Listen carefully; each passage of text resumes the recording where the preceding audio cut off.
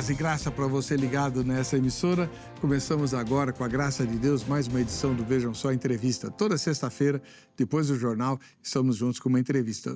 Os debates de segunda a quinta, com o Zeca, e às sextas-feiras a entrevista aqui. E hoje a gente vai tratar de um assunto chato, delicado, assim, meio esquisito.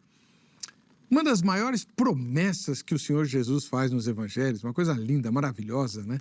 Que todo mundo gosta de repetir com a boca cheia, é: Tu és Pedro e sobre esta pedra edificarei a minha igreja e as portas do inferno não prevalecerão contra ela.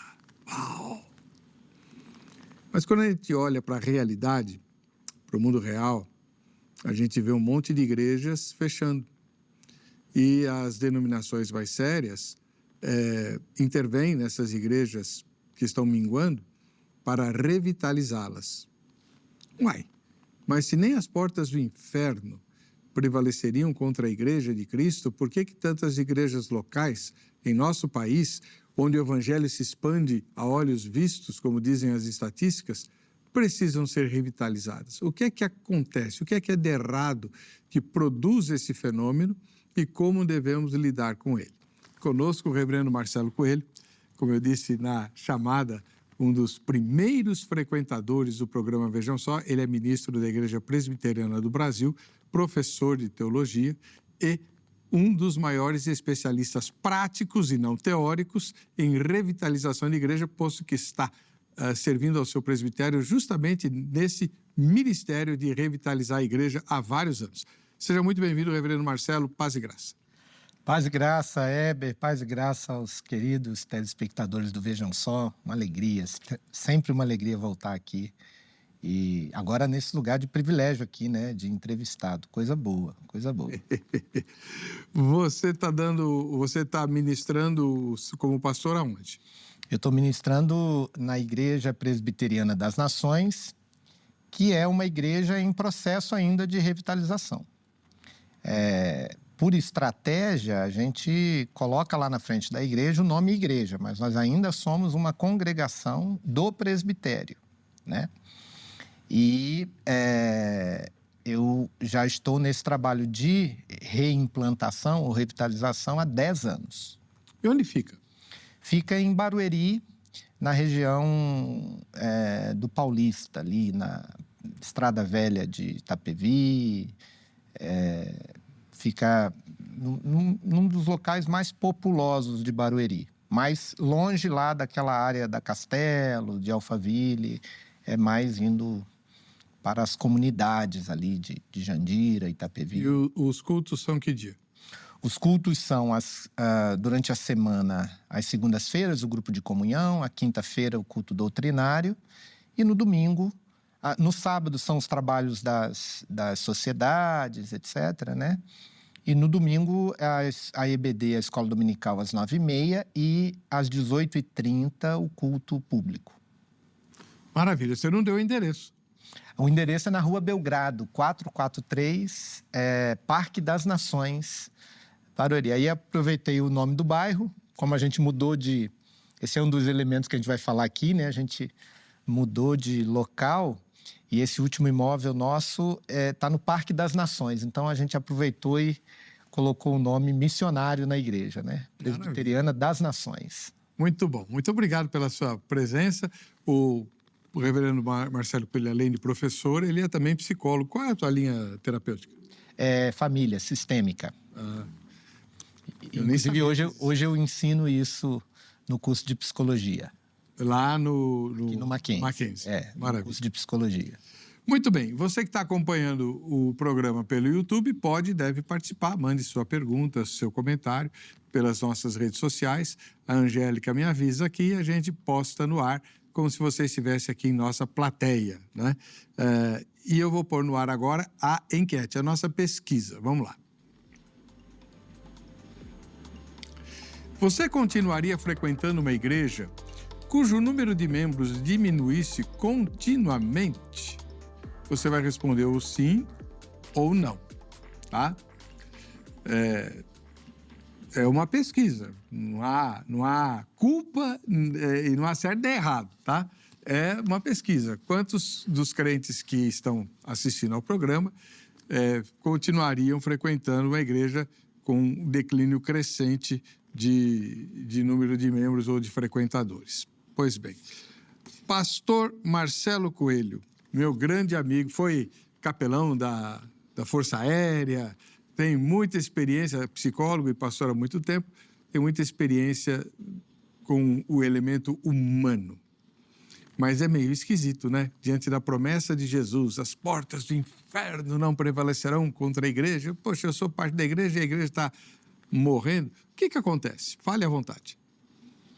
Essa é uma questão que assusta a gente, né? Igrejas morrem. Igrejas morrem, né? Ao longo da história da igreja, a gente se depara com inúmeras igrejas que morreram, inclusive as igrejas primitivas, né?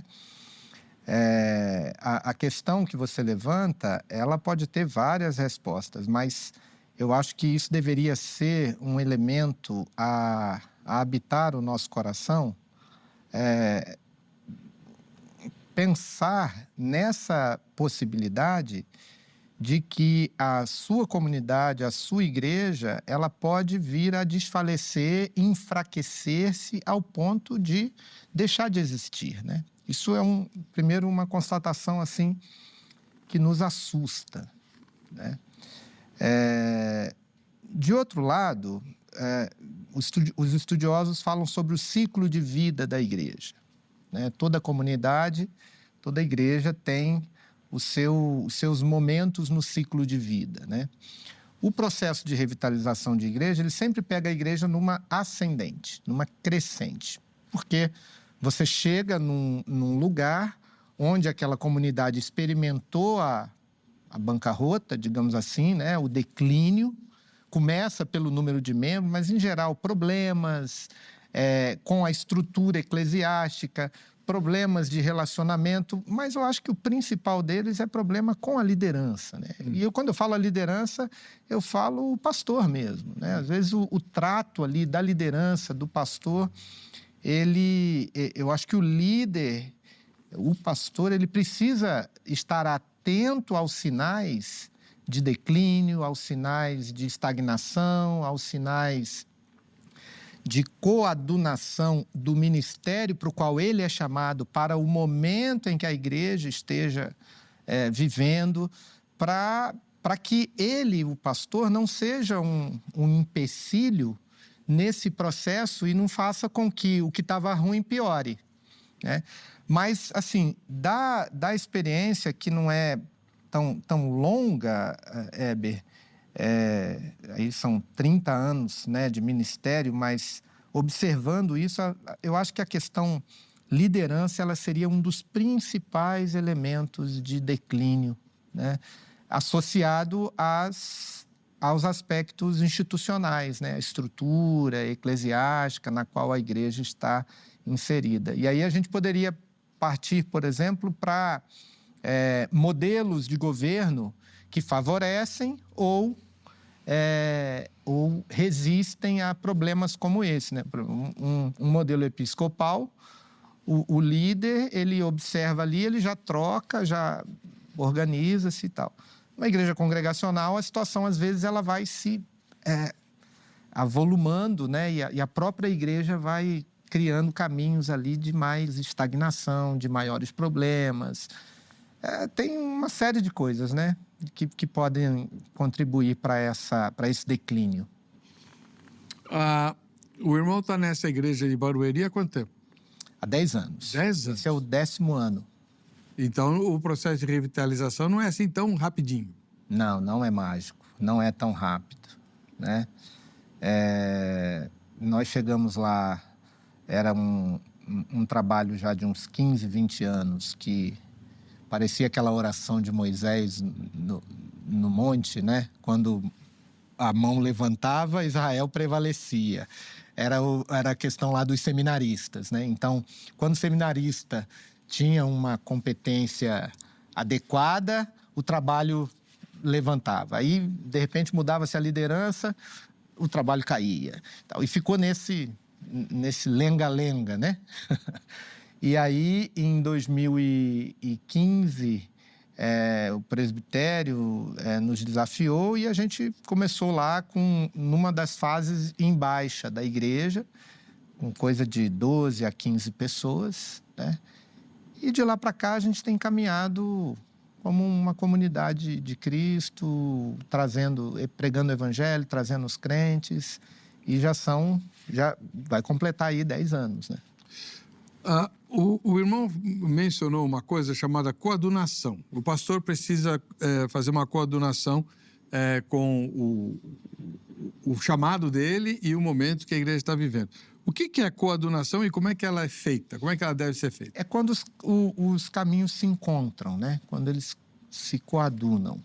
Então, um exemplo pessoal, sem eu perceber, os meus 2 últimos trabalhos, né? Não, dos 3 últimos, os 2 últimos, eles tiveram esse caráter de revitalização da igreja, né? Então, eu percebi, por exemplo, que tem alguns aspectos daquilo que eu posso oferecer para a igreja, daquilo que eu tenho oferecido, que tem a ver com a necessidade da igreja. Por exemplo, a questão financeira, né?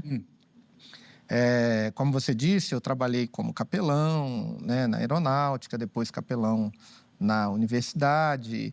Então, o meu sustento, ele não dependia da igreja. Então, por exemplo, você pega um pastor no modelo de dependência financeira do salário pastoral apenas, ele não pode trabalhar num processo de revitalização que dependa só daquilo que a igreja tem de resultados financeiros, por exemplo, da fidelidade dos irmãos local.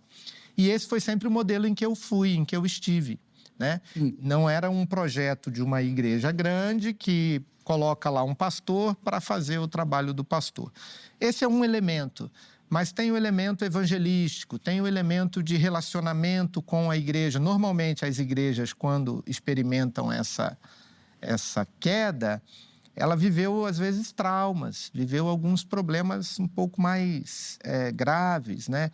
E as pessoas que estão na comunidade, às vezes, elas estão ali revivendo esses problemas. Então, você tem que ter um pouco também de compreensão, de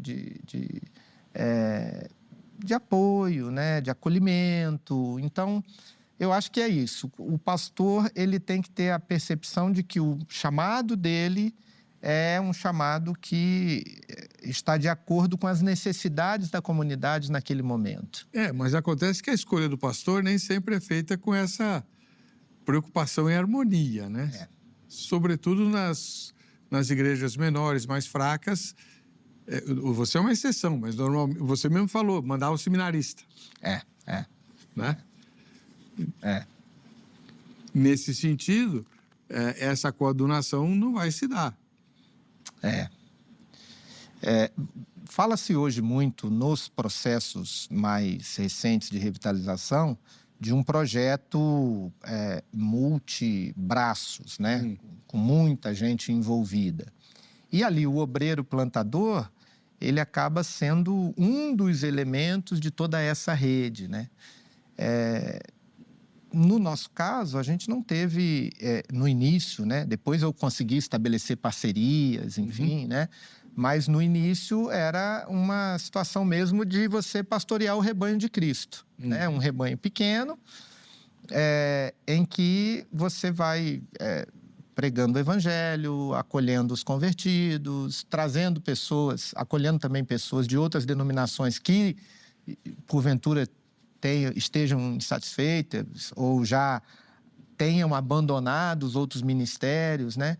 Então, esse é um trabalho que você vai percebendo ali a saúde espiritual dos crentes, da igreja e colocando-se nas mãos de Deus, né? Porque é Ele que dá o crescimento, não é assim que a gente aprende, né? O irmão mencionou uma coisa que é muito forte, né? E que todo frequentador de igreja com mais de, 5 anos de fé já notou, já percebeu. Que é a questão da liderança da igreja local, não é isso? Então, em geral, os problemas que afetam a saúde da igreja estão vinculados, são ligados de algum modo à liderança. O problema é que, de acordo com o modelo, o sistema de administração eclesiástica, muitas vezes essa liderança ela é escolhida não por critérios bíblicos, teológicos ou espirituais. E aí, como é que faz? Por exemplo, você e eu somos presbiterianos, certo? Então, nós temos a nomeação da liderança feita por um colegiado, que a gente chama de conselho, são os presbíteros, juntamente com o pastor, e que muitas vezes esbarra em bairrismo, interesses familiares e coisas do tipo. Rivalidades.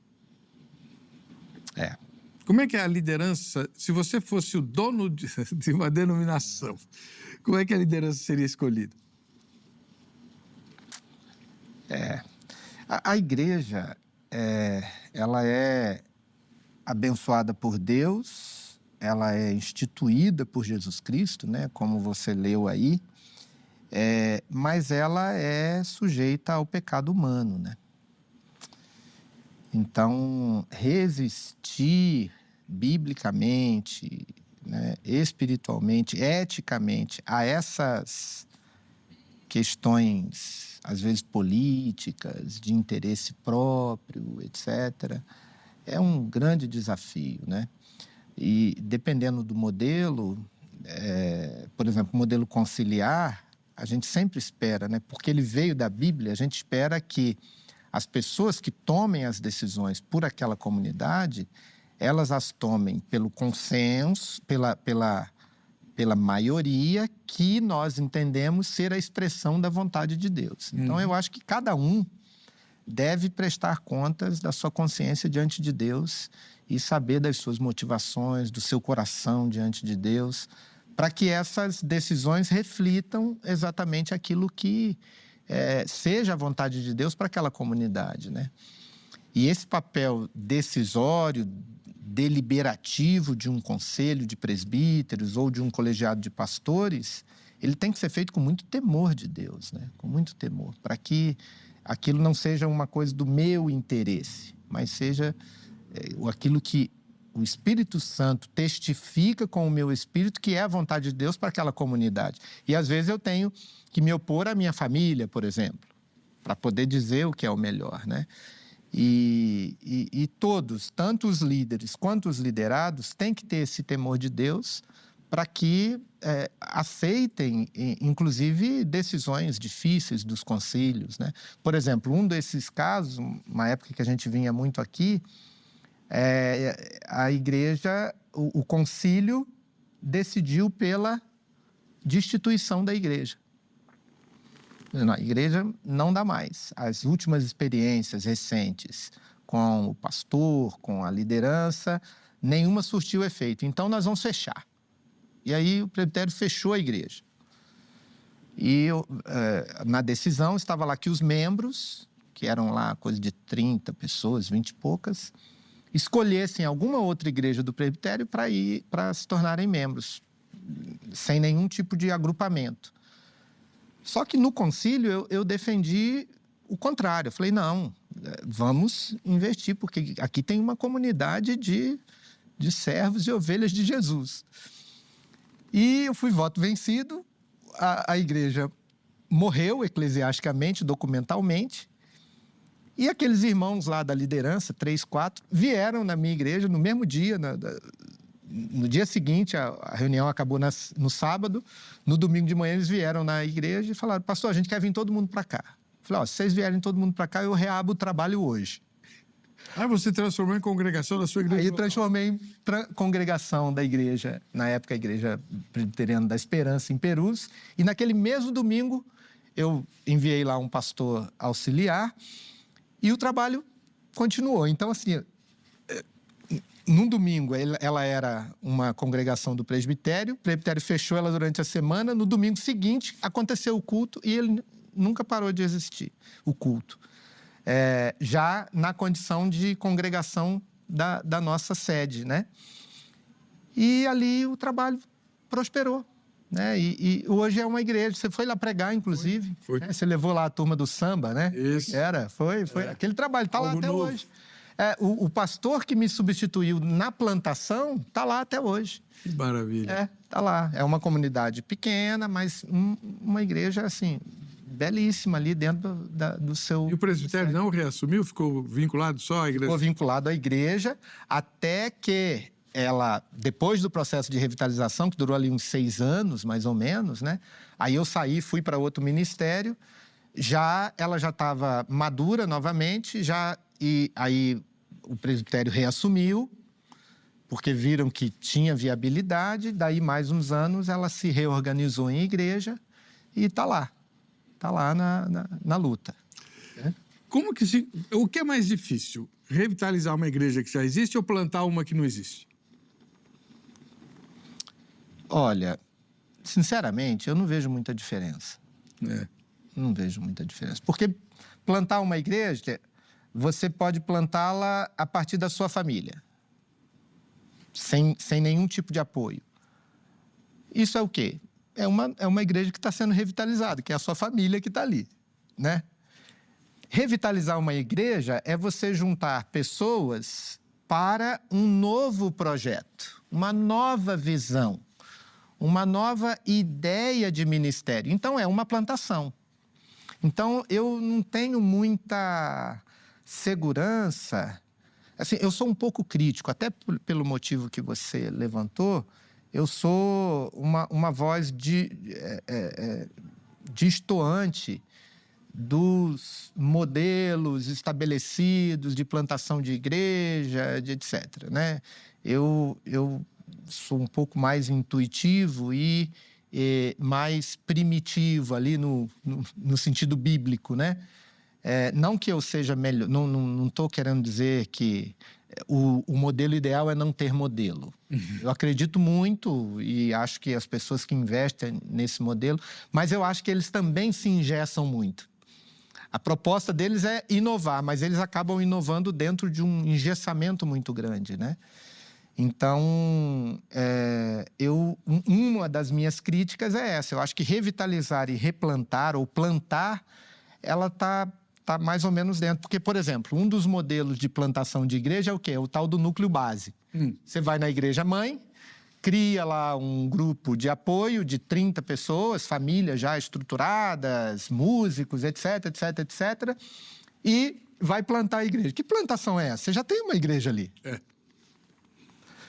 Então, é melhor a gente não criticar tanto, mas a gente precisa pensar nesses modelos, né?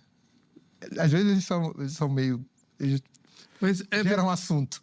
É verdade que o pastor, à frente de um trabalho de revitalização, ele tem muito mais poder, porque ele não tem uma diretoria, né? É ele que toma todas as decisões. É mais fácil, não é? Depende. Se ele for a mandado de uma igreja-mãe, então ele está debaixo da estrutura da igreja-mãe. Se ele for numa condição, por exemplo, a minha condição, ela foi uma condição privilegiada, porque o presbitério apenas, no primeiro ano, o presbitério me mandou com a seguinte missão: pastor evangelista para responder para nós se a igreja é viável. Eu já fui com a resposta pronta. Claro que é, senão nem ia, né? Aí voltei e propus que eu ficasse na condição de evangelista, mas que a congregação não fosse de uma igreja local, fosse do próprio presbitério. Isso dá um pouco mais de autonomia, porque o nosso conselho local, para quem não conhece o modelo presbiteriano, o nosso conselho local passa a ser a diretoria executiva do presbitério. Né? E isso, de alguma forma, te dá uma certa autonomia, né? No trabalho como pastor titular. E a gente está nessa condição até hoje, né? Eu sinto falta de ter uma igreja-mãe, de ter um conselho. Sofremos um pouco tudo tem o lado bom e o lado ruim, né? Sinto falta, mas até aqui a gente tem caminhado nesse modelo. Deus mandou presbíteros lá para mim, de outras que eram ordenados em outras igrejas, mandou líderes de outras denominações e a gente vai conseguindo ajustar. Hoje a gente já está ali próximo para a ordenação, para a organização da igreja. Que maravilha. Já temos ali. Hoje o nosso grupo ele tem uma média ali de 60 pessoas no culto, né? E essa média também de membros, né? Temos um local muito legal, alugamos de uma igreja quadrangular, um espaço muito grande. Ué, tinha uma igreja lá? Tinha uma igreja lá, que ela fechou? não fechou, ela se mudou para questão de crescimento, o pastor queria construir uma catedral, etc. E o templo ficou disponível. A gente, dentro do desafio financeiro, alugamos esse templo e já estamos lá há 3 anos. Que legal. 3 anos, Dentro do mesmo bairro. no mesmo bairro, mas com um templo extremamente vistoso, né? E qual que é a estratégia evangelística que vocês mais adotam? Evangelização na praça, distribuição de folheto, cultos motivacionais? Qual é o... A principal estratégia é a pregação bíblica expositiva, fiel às Escrituras. No culto. No culto. E ali a gente, assim, lembra do Edwards, né? Do Jonathan Edwards. Não há nada que seja uma mensagem genuína para uma pessoa que não conhece o Evangelho, ou seja, a pregação pura e simples do Evangelho, que não seja verdadeiro alimento para o cristão de muitos anos. Então, quando o cristão ele está num lugar onde o Evangelho é priorizado, a Bíblia é pregada, ele é alimentado e as pessoas que chegam são evangelizadas. E isso é uma via de mão dupla, porque se você está numa comunidade que tem o compromisso de evangelizar, você está sendo alimentado, porque você está se tornando uma pessoa comprometida com o Evangelho, você se compromete com a arrecadação da igreja, com a sua fidelidade nos dízimos, você se compromete com uma liderança bíblica, responsável. Então, a principal estratégia é a pregação. Do ponto de vista de modelos de trabalho evangelístico, a gente já fez de tudo, né? E faz. Tem lá distribuição em farol, de um folheto específico. Já fizemos eventos com grandes pregadores, às segundas-feiras. A EBF é uma estratégia... a gente já tem essa... Agora foi a 6ª EBF, ou 7ª. Escola Bíblica de Férias. Exato. Pega a criançada do bairro, todos os dias, durante uma semana, à tarde, elas vão para a igreja, brincam, jogam, tem lanche, tem... e histórias da Bíblia. Visitação dos crentes, né? Então, e a estratégia, digamos, organizacional é sempre... Como eu tenho as atividades, né? Seculares.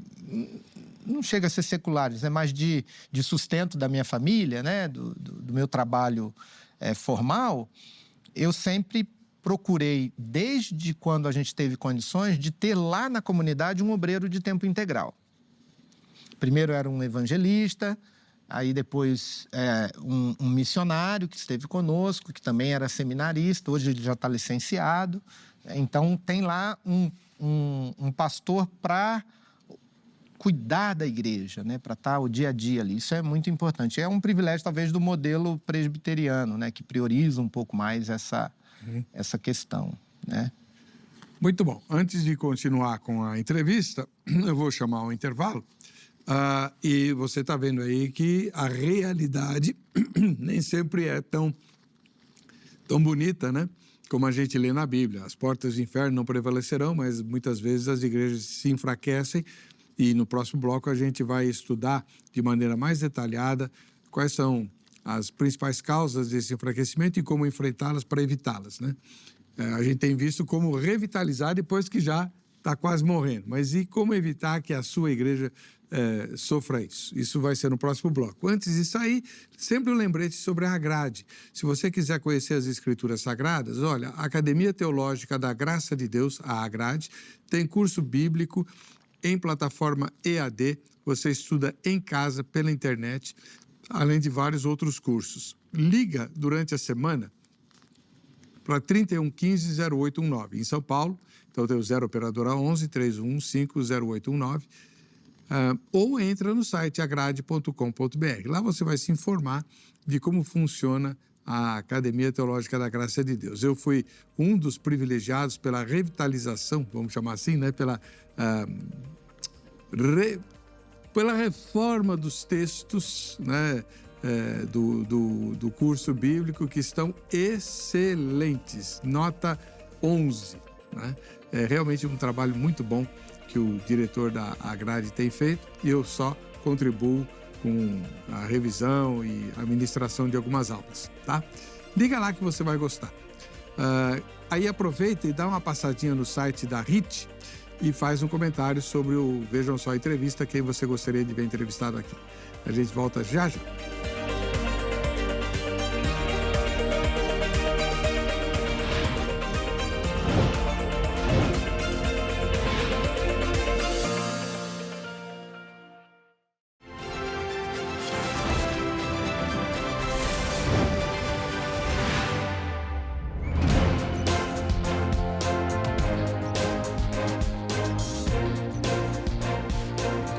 Pois bem, estamos de volta aqui com o programa Vejam Só, num momento bem gostoso dele, né? Porque você aparece aqui.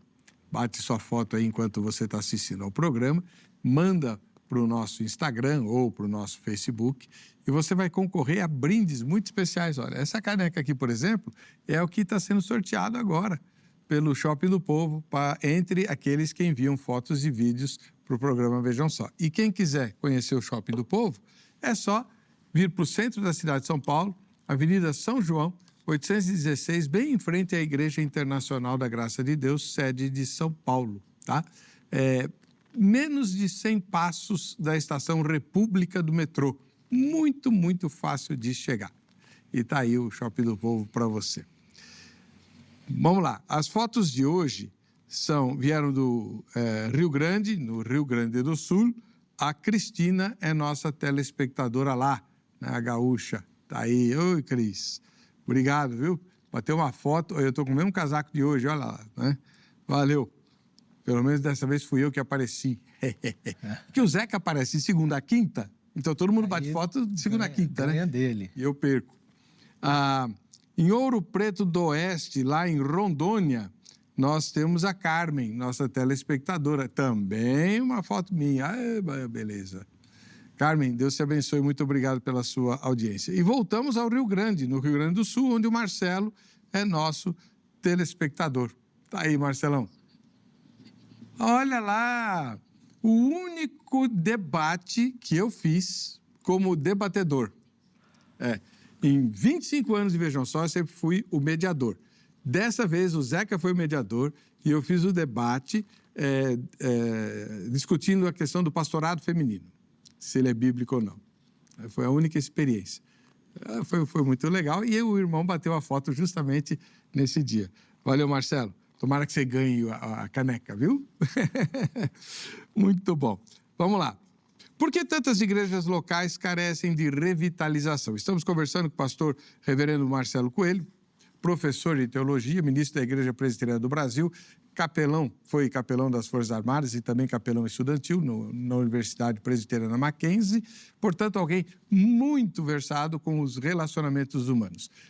O enfraquecimento de uma igreja local sempre tem a ver com relacionamentos? Sem dúvida, sem dúvida.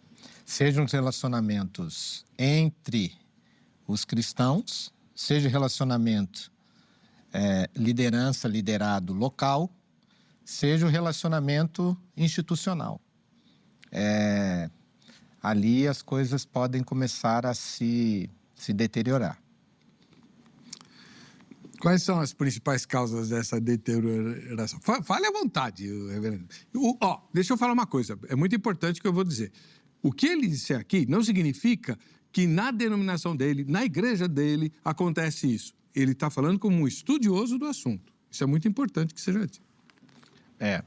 Eu acho que assim, o interesse pessoal colocado à frente do que é o correto, o que a palavra, a Bíblia nos ensina, isso é talvez o grande mal a longo prazo. É por isso que eu falo sempre da questão do temor de Deus. Porque se eu tenho um grupo, eu me reúno, eu converso entre esse grupo para tomar uma decisão que é favorável ao grupo, mas não necessariamente é favorável à comunidade, isso vai minar, né? Vai minar os relacionamentos. Por exemplo, às vezes você tem, numa igreja mais familiar, um pastor, um líder, ou uma liderança que está indo bem, mas por interesses pessoais ou até mesmo familiares, você interrompe aquele trabalho, né? E hoje em dia, né, Heber, as pessoas estão procurando um lugar onde elas tenham paz. Porque elas já estão exaustas de problemas, de picuinhas, de coisas pequenas.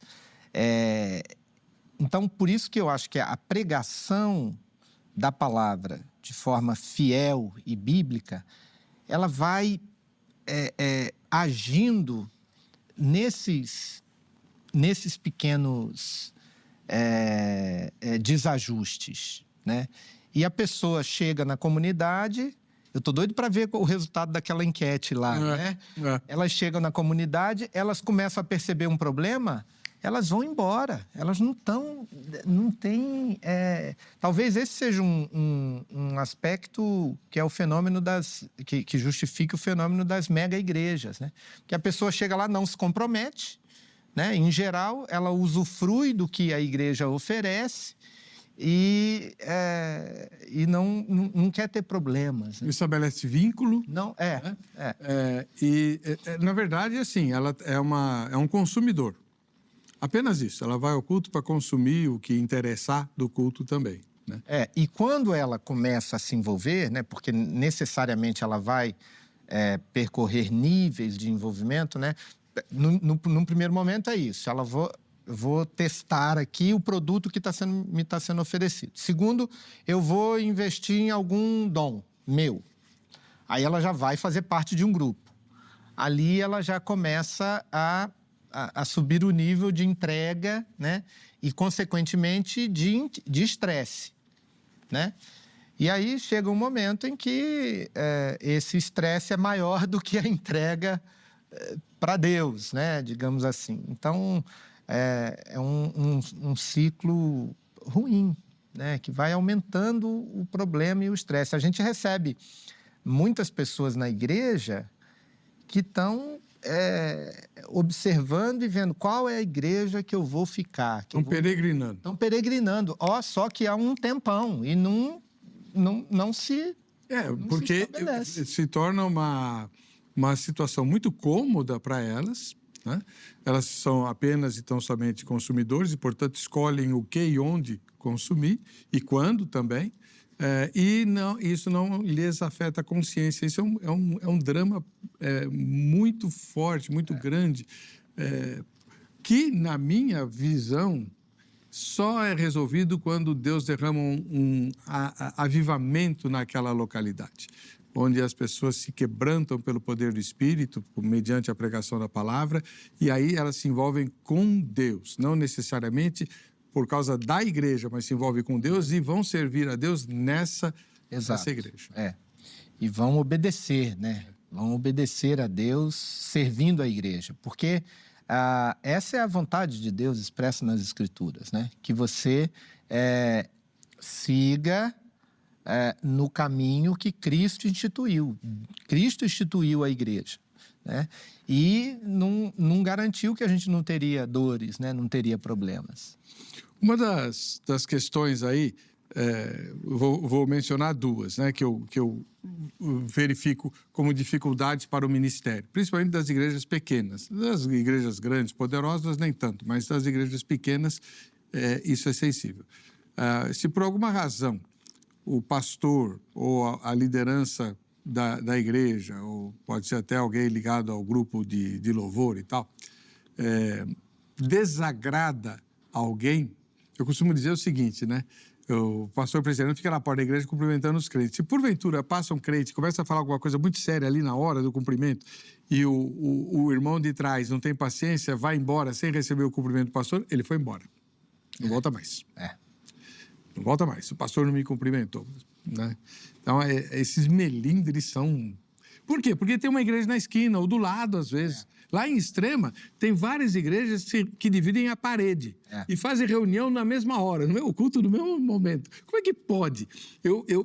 Agora mudou, né? Uma das igrejas mudou de local, mas havia 2 Assembleias de Deus de ministérios diferentes fazendo culto no mesmo horário com uma única parede dividindo, né? E não era o único caso. Então... Eu posso dizer uma coisa aqui. Em 2013, eu fui atender aqueles missionários que estavam presos lá no Senegal, né? Fui lá oferecer o trabalho de apoio pastoral e psicológico. E aí eu conheci a realidade lá daquele campo missionário. E a realidade é mais ou menos a seguinte: 98% da população islâmica, 1,8% cristão. Desses, 60% católicos. Então, vai dar ali 0,4%. Eu fiquei 15 dias andando em algumas cidades e não via igreja evangélica. Eu voltei com a seguinte perspectiva, Heber. No Brasil, a gente não evangeliza mais. No Brasil, as pessoas escolhem a igreja. No Brasil, hoje, a gente não tem, aparentemente, o alvo do homem natural, do que a gente chama de incrédulo, nesse ponto de vista, para evangelizar. As igrejas, elas crescem em função da clientelização. Então, a gente tem hoje uma tarefa muito grande de voltar ao evangelho e uma pregação genuinamente bíblica para pessoas que foram, às vezes, mal preparadas biblicamente, mas que estão achando que são um bom cliente e fica analisando onde é que vão ficar e etc, etc, etc. Mas evangelização mesmo é muito pouco, talvez igual era antes, só que hoje com esse boom de grandes igrejas, etc. E igreja em todo lugar, né? E a toda hora pipoca uma nova e tal, todo lugar. E tem, pelo menos na minha denominação acontece isso, né? Eu mesmo pastoreei uma igreja com 60 anos na época de organizada, em que havia uma pessoa residente no bairro. Um membro só. Quando ela foi organizada, todo mundo morava ali, né? Agora mais de 70 anos atrás.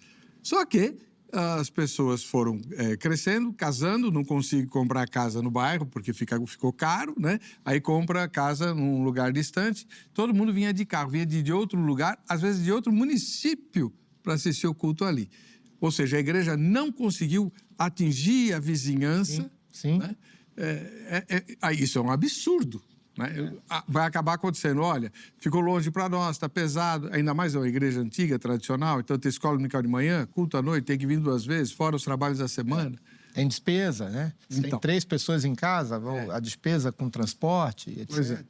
Então, a falta de integração com a vizinhança, né? Para que a igreja cresça com base no trabalho evangelístico entre os vizinhos. Então, a gente não tem atração nenhuma para o vizinho. Tudo bem, muitas vezes você concorre com igrejas que têm uma atração, né? São mais atraentes, né? E também hoje a gente esbarra no descrédito que a igreja conseguiu adquirir, né? Daqueles que não conhecem o evangelho. Porque eles olham só para os aspectos vergonhosos, né? Por exemplo, escândalos morais, posicionamentos políticos que confundem o papel do cristão com o seu papel de cidadão, e aí querem associar uma coisa a outra, interesses pessoais numa vida de prosperidade, e aí a pessoa... Tem processos, inclusive, judiciais de pessoas que querem que a igreja ressaça das promessas que fizeram, que não foram cumpridas, etc. e tal. Tudo isso é o quê? Um distanciamento do evangelho. Por isso que eu acho que a revitalização de igreja é você fazer como o Watchman Nee fala, né? Voltar a ser um cristão comum, um cristão básico, um cristão simples, né? O livro dele, A Vida Cristã Normal. O básico ali, você teria só crentes bons na sua igreja. Né? Pessoas do mais alto nível de envolvimento, porque isso é um cristão básico. Cristão básico é aquele que coloca o Senhor em primeiro lugar, que serve ao Senhor com alegria, que ama o próximo como Jesus o ama, que ama a Igreja de Cristo, que tem alegria na salvação. E a gente vê cada vez menos isso acontecendo no meio do povo, né? Bom, mas eu ainda creio, eu fiquei criticando aqui o programa inteiro, né? Mas eu creio sim na promessa de Jesus, que a Igreja de Jesus, as portas do inferno não vão prevalecer. E o simples fato de você ter concílios, igrejas sérias se mobilizando para revitalizar as igrejas é sinal. Sim, sem dúvida. E a história também é nosso grande megafone, né? Ninguém conseguiu derrubar a igreja. Pois é. Né? Você pode vir desde antes de Cristo, com a igreja prometida, né? E a igreja estabelecida depois de Cristo. Nenhuma força política ou mundana conseguiu derrubar a igreja. Não vai conseguir. Não vai conseguir. Reverendo Marcelo Coelho, muito obrigado pela sua entrevista. Deus abençoe, continue abençoando muito. Saudades da nossa parceria. Eu vou contar uma fofoca aqui. Muitas vezes, quando o Vejam Só era ao vivo, muitas vezes um dos convidados faltava e era um debate. A gente ligava para o Reverendo Marcelo e ele corria, largava o que estava fazendo, vinha para cá, qual posição eu vou ter que defender e nos socorria. Ele fez isso inúmeras vezes. Então, a gente tem uma dívida de gratidão contigo, meu irmão, impagável. Muito obrigado. Uma honra para mim. Vamos ver o resultado da enquete? Vamos ver. Vamos lá. Você continuaria frequentando uma igreja cujo número de membros diminuísse continuamente? Venham para minha igreja. Lógico. Vamos rachar aí, pastor. Vamos rachar. Que é isso? Bom, enfim, tá aí, tá respondido. Para você que fica com a gente, que fica com essa emissora, a paz e a graça de Jesus, nos vemos no próximo Vejam Só.